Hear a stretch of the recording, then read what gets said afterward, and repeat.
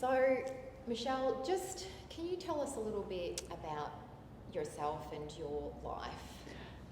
Wow, big question. Just in a nutshell. Yes, okay. So I'm 54. I'm married. I've been married for 31 years. Amazing. I have 3 children, 29, 24 and 21. So one living in London, who's a lawyer, and then my son in the middle is a carpenter, and my youngest son is at uni. So they're all independent. Yep. Most of the time. We have a great relationship, so they're really a big part of my life still, even though I'm not having to run around and drop them places or cook dinner for them and that sort of thing. So, so my main role has been for the last, since I had Sam, being a mum and being at home. And we've sort of lived between Sydney and Melbourne.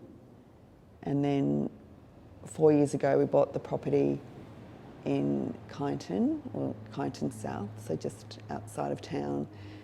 And 3 years ago, we moved up here permanently, and Philip commutes daily and then into the city. And then the kids have sort of, the boys, well, George is in London, but the 2 boys have sort of come and gone and now pretty much based themselves in Melbourne. So yeah, I'm here a lot, doing this whole new sort of farming, living a farming kind of life, or trying to, with my animals. So that's my new existence. Yeah, that's amazing. So has this, like the farming life, has that always been something that you've wanted to do? I think, I kind of don't know how. I think I love food. I've always had an interest in and passion for good food, and so the idea of being able to grow my own is what really motivated that. Philip grew up on a farm north of Wagga, so his family were real farmers with sheep and wheat, and so I think we both were drawn to it, but I was really passionate about that sort of country style life and having the beautiful farmhouse, which I don't have. And just to be able to grow my own food and to connect with nature, even though I didn't really know what was involved or what that really meant, but it all appealed to me.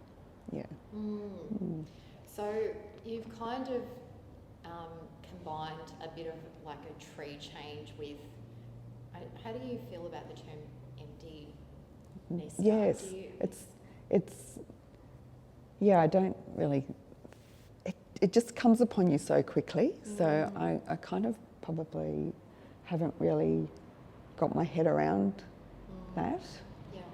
Because it just like you're sort of in the midst of kids and all that entails, and school and homework and exams and running them to sports and doing different, and then all of a sudden you are that's not part of your day, so suddenly you do have so much more time, but I don't know where that time goes still, but it's an interesting phase, or stage I should say, that you really don't, well, I definitely didn't anticipate or prepare for, but I suppose having this land kind of, maybe that's just sort of, I've just transitioned into that. Different kind of nurturing. Different nurturing, yes, and I think, it's probably true, because the animals and how I relate, now I put my attention into my little calves and things like that. So Yeah, they're so cute. yes, so cute. I love that. So, what I suppose are the main challenges that you've found, or have there been any challenges for you since since you realised there was that void, or has there felt like a void? I think it's just that whole idea around, well, what is my purpose?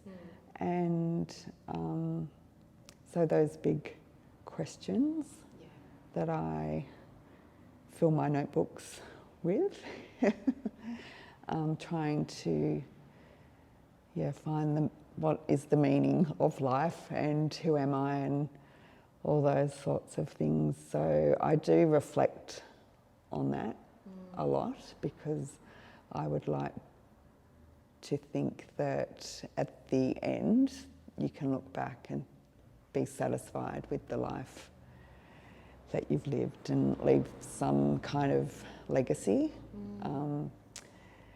So what do you feel like your legacy, or what would you like your legacy to be, Michelle? well, I would love it to be that I have impacted the world so that I've created some sort of difference, so that my children hopefully are kind and caring, and that our land that that I feel really quite blessed to own,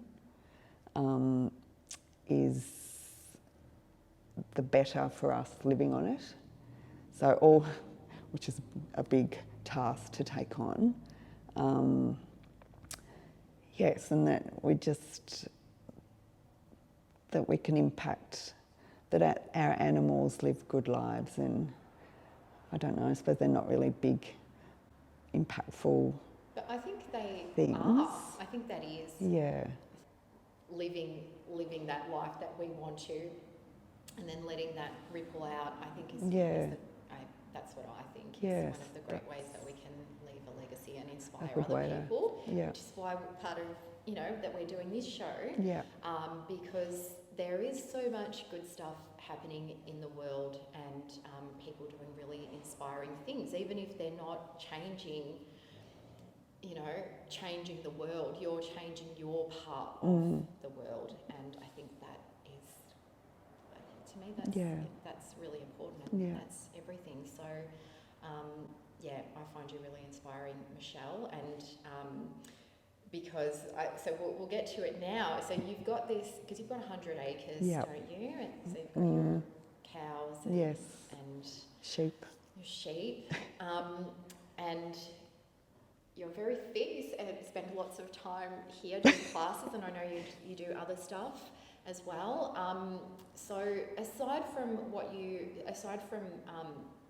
do at home at the farm, what are some of the other things that you do? I don't know if you would call it just to give your life, purpose, but what are some of the other things that are important to you?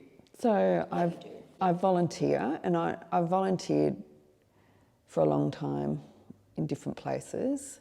I think that's really important to me. So currently I'm volunteering at the food bank at Kyneton Caring Community. So I do that one day a week, and that's really important to me, to give back to the community, and it's around the food space, which is really my passion, and just to connect with people in the community. And I often think of that saying there, but for the grace of God go I. I'm not sure if I've said that right, but I just think we're all vulnerable. Things in life can just happen, and you might find yourself in the food bank, and I just, and I know everyone that volunteers there just is really kind and are there to support people through different challenges, and just providing the basics so that there's food for the kids, school lunches and things like that. So, and that's often what people come looking for, so something for their kids' lunch, because they're the expensive things, and or just So I do that, and I have also started a small business enterprise with my neighbour. So we kind of got together over COVID. She just retired, so similar age to me, just wanting to do something creative. And we started a small business called Irvine, and we make pouches. So, and we're evolving it, and just we have a lot of fun. We do mostly talking, me telling Jane all these sort of stories, and she has to put up with all of that. Pouches are beautiful. Yes, she does the sewing, I do the talking. Oh, you're the ideas woman. I'm the ideas woman. Yeah. Anyway, so we get together during the week, and we do that and have lots of cups of tea. I love it. And so that's evolving, and we've, it's just fun being creative and producing something, and very much with a homemade emphasis on it. Or like looking back on, not on your time as a mum, you're obviously still a mum, but more in that caring phase. Was there much time, like, were you creative? Like No. No. So this is, I've never seen myself as creative at all. I probably, I loved clothes and shopping, and that was probably my creative outlet, and cooking. But I didn't sort of align those things. And now I'm starting to sort of recognise that is, I mean, whether you're good at it or not is another thing, but it's just, there is something in allowing yourself to be creative and, play with fabrics and think of different ideas and how if someone else might like what you like, and seeing, like we were talking about the Japanese fabrics, and a lot of them are quite old, but the quality is amazing, and the different textures, it's beautiful. So I'm really enjoying that. And Jane and I have got different talents, but then we can come together and share ideas, and I think the sky's the limit. Who knows where we can take it? Hopefully. Yeah, well, they're beautiful. I have one, and then I was saying to you the other week, I loved the ones with the tassels that I've seen in the shops. So totally. Yeah, the sky's who knows? Sky's the limit. And I suppose that's why you've got time now to really explore that. And so one of the other things that people probably don't know about you, Michelle, is that you have done your yoga teacher training. Yeah. So do you mind sharing, like, what brought you to yoga? How long have you done yoga? And what do you really love about it? I've been. There are a lot of questions. No. Well, I was thinking, when did I start doing yoga? It was probably like 20 plus years ago. Yeah. And I'm not really sure, because I wouldn't have had any clue about it, or I was definitely sort of a gym junkie. And so I think the gym that I was going to in Sydney had yoga classes. I don't even know why I went to a yoga class, because it wouldn't have fitted in my sort of high, energy sort of, I have to, burn all these calories sort of model that I had at the time. But I do remember being in Shavasana at the end of a class, and there being quite a long meditation, and I love the eye pillow. And I just think that just kind of got me in. Yeah. But initially with yoga, because I used to have a really bad back, and I think it actually used to aggravate my back But there was something about it that I just kept going back. And then finally I found sort of the hot yoga, and I just got a lot of relief from my back issues through doing that. But I love the space, just being on my mat, and my mind would just, I could forget everything on the outside. I've always found that I don't even sort of know who's next to me or what's going on. I just go quite internal. So the psychological, mental benefits, which I probably didn't, was only sort of later on that I realised that was going on, but I was getting all the physical benefits as well. So I think, I don't think I could live without yoga, really. I think it's just so important. I think from a physical perspective, getting older, and I just think my it does worry me that if I didn't do it, what would I be like physically? Because,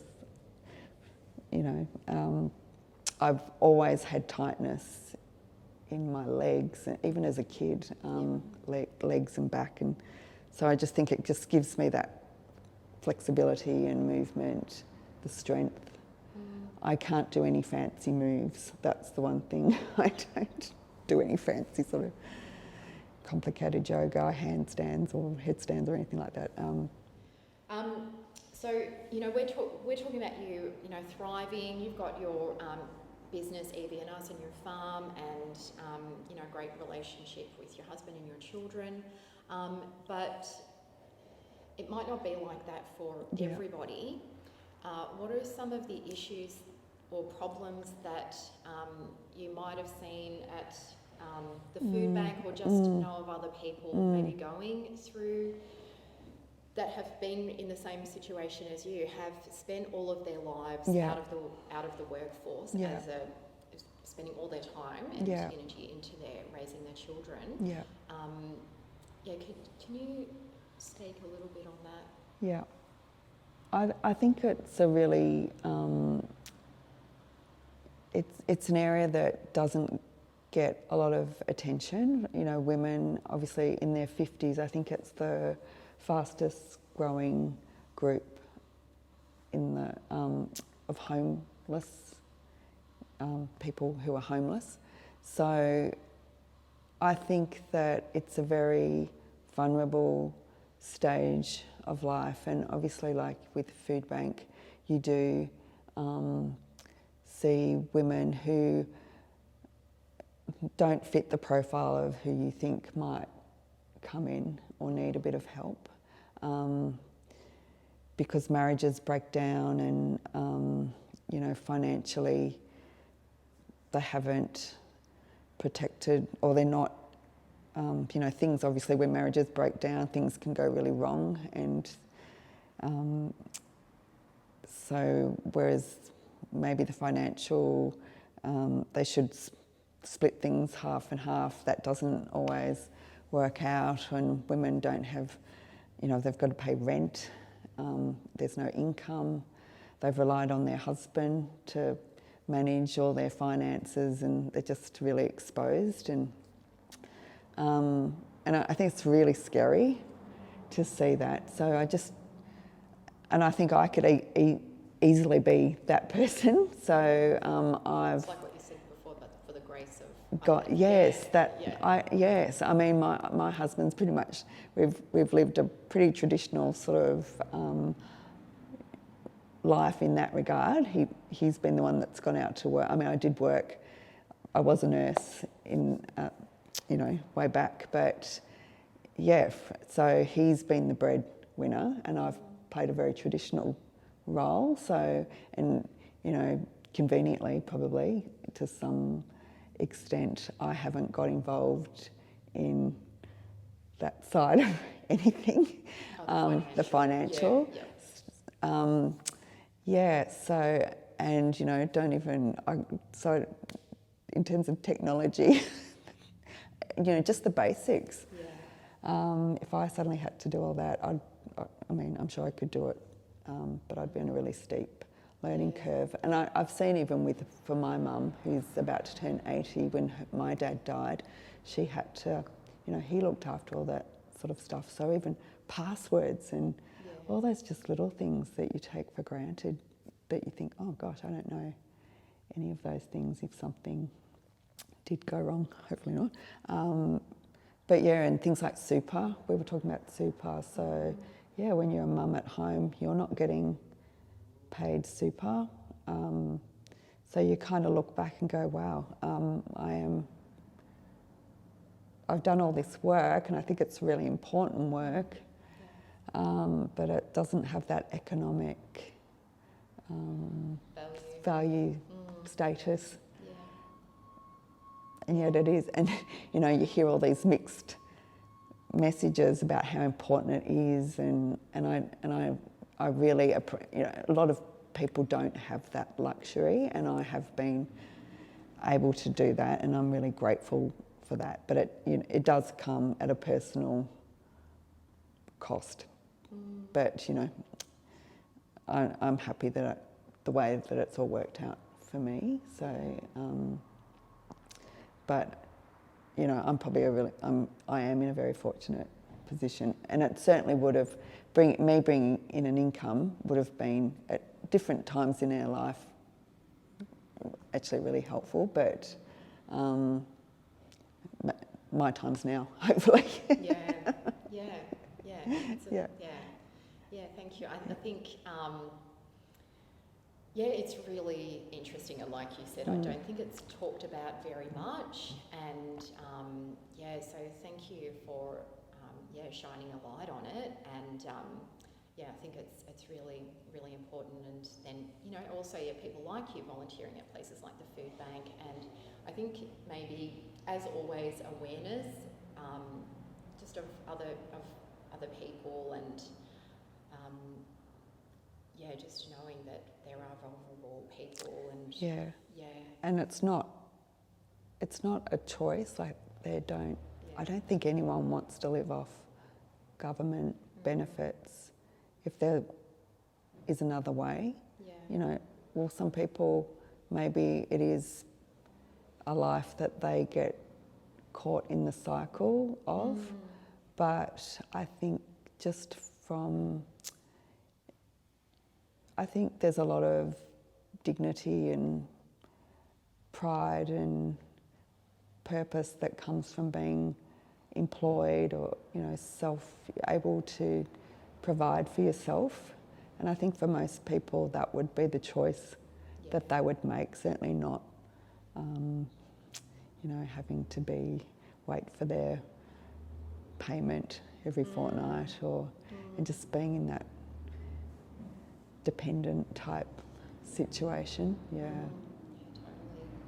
So I feel like as well, community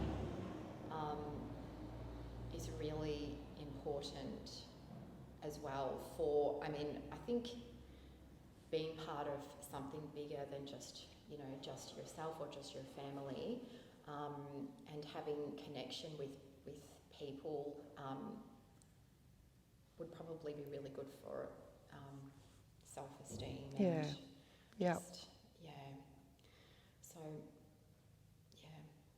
think we were talking earlier about the community garden, and it's just trying to think of ways to engage people and give people an opportunity to be part of something where they can give back, because so many people, I think there's so much value in, it doesn't have to be financial, it's just turning up and growing something that someone else might be able to cook for their dinner and get some good nutrition from, and then and engaging the whole of the community in, so it doesn't matter what your financial circumstances are, or whether you're employed or not employed. It's somewhere to, if it's your thing, you can be engaged at a community level and feel like you belong. Belonging. totally. We're almost finished, Michelle. So I think, health and wellness is important at every stage of our lives, but we were talking before about being kind of stiff and how yoga is really important for you, and you're a gun at the bar as well, Michelle. But what would you say are the most important or valuable things that you're doing for your health and wellness? Well, and from a really holistic, yes, so it doesn't just have to be I'm doing it. Yes. Yeah. So I love being outside. I love being in nature. I love walking, listening to podcasts, listening to music.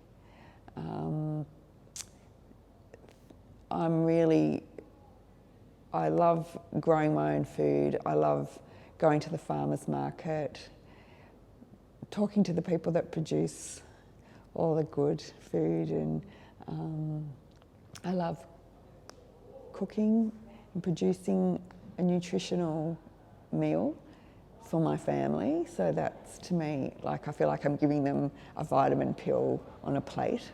That's really important to me. I'm not always perfect by any means, but I try as much as possible not to buy anything processed, and avoiding things with labels as much as I can. So that's in that regard. And then, as we've said, yoga is a really important part of my life, and then coming to bar classes, being part of a community what I love about the classes is they cross the age span, and there's just such a broad spectrum of people that come here, and there's always someone to chat to and have a laugh with, and it's just a fun doing the bar classes. I love it. Whereas yoga, you're not sort of talking, but there's always a bit of a laugh in the bar classes, and you feel like you just get to know people, and I love the energy around the community. It's just like-minded people who are here for all different reasons, I suppose, but they're working out, they're feeling healthy and feeling strong. So it's really a lifestyle, isn't it? So and I'm just, as I say all this, I'm just thinking how fortunate I am to live where we do, to have what we've got available to us, to be able to, come to a place, do classes, and have all this beautiful nature around us. So, gosh, need to practice gratitude. Well, I think, and that's why I asked you, why I wanted to, talk to you, interview you today, Michelle, because you can see you've got this beautiful glow of vitality, and you're just great to be around and really inspiring. Thank you. So I just want to thank you. I love having you at the studio, and I know lots of people love chatting to you, and like you were saying, it's a really great community here of like-minded people, always the people to chat to. So thank you so much for joining me, and getting up close and personal and sharing so much with me. As I said, I find you inspiring, and I hope everyone watching as well has got a lot out of this. So thanks, Michelle. Thank you. Thanks, Leanne.